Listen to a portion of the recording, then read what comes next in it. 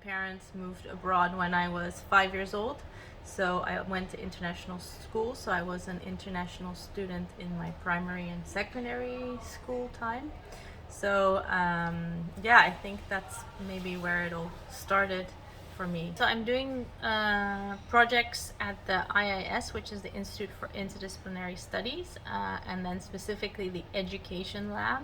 So we're focused on designing education. And then the particular project that I work on is called the Local Global Think Tank. So it's looking at ways that we can prepare students to address the global challenges that our societies are facing. And so it's really focused on preparing students to manage the transitions that we're facing and really prepare them for the future. A lot of the educational designs that we create are then implemented in regular programs in the university.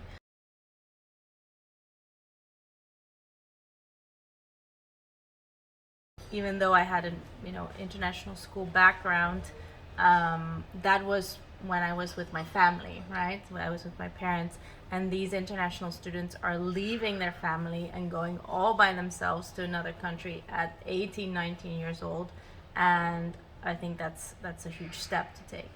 Yeah, I think feeling of belonging is something that all humans have. We all need to feel like we belong somewhere. You are accepted in the group, that people see you, that people hear you, that they can imagine how you're feeling. And then there's also, of course, the social process where you have to meet new people, make new friends. They might think very differently than you, they might do things differently than you. You have to get adjusted to a different academic environment.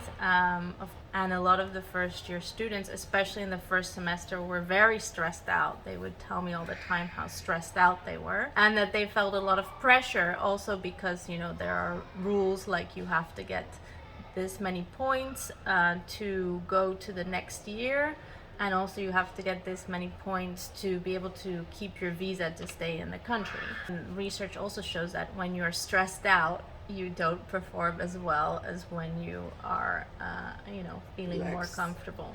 You don't really want to tell your parents anymore what's really going on, right? Because you don't want to create like tension and conflict and problems, or there might be feelings of shame or guilt, and then you're also kind of, in my opinion, losing your connection to your family, right? Because you cannot be honest with them anymore.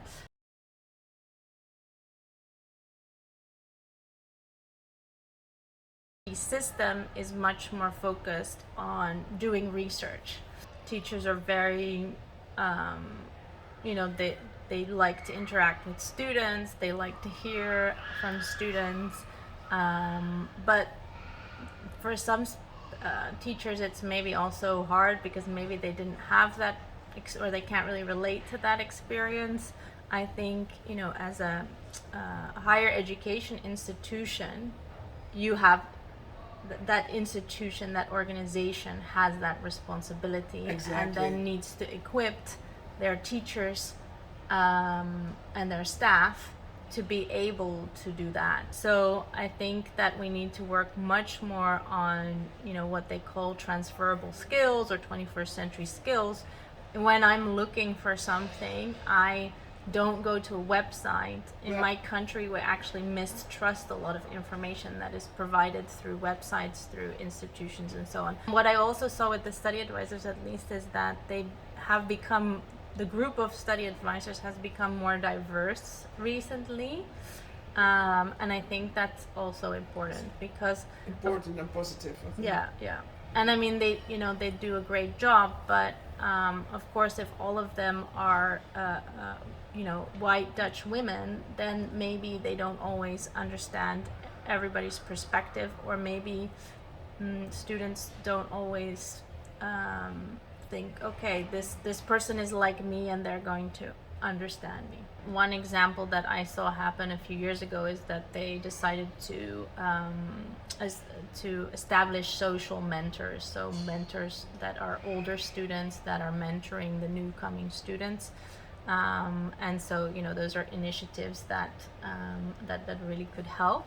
I think that it is good to, even if you have students only for a short period of time, to try to build a little bit of a relationship with them. And so I think you can do activities in the classroom where students are getting to know each other more. And I think, sometimes as teachers we think, yeah, but we have to get through the learning materials and we have to meet the learning outcomes and we don't have time for that. But I mean, you can, maybe if you dedicate 10-15 minutes of the lesson to that, Exactly. it might also make just the learning in general more effective. Yeah, so I think you need to work on those skills, like communication skills, intercultural skills.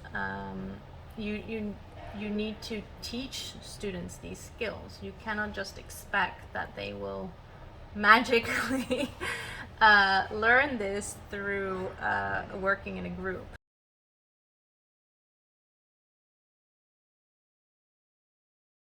It gives me motivation when I see that students sort of have a little bit of an aha moment, right? So, and suddenly they realize, hey, all these